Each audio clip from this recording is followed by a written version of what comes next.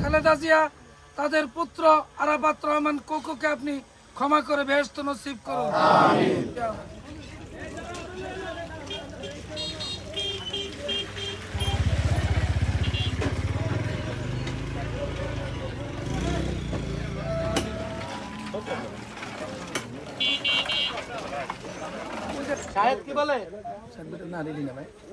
এই চরে গত 15 বছরের যত তহবিল আসছে, সরকারের যত বরাদ্দ আসছে, সব ডাকাতির মাধ্যমে খাইছে।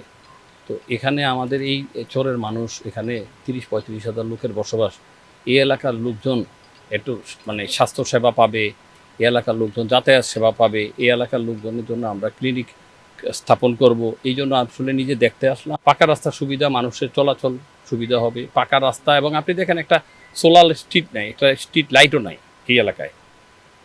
এবং আমরা এখানে শুধু পাকা রাস্তা না, এখানে ইলেকট্রিসিটি যেন প্রতি ঘরে ঘরে আসে, সেই ব্যবস্থা আমরা করব।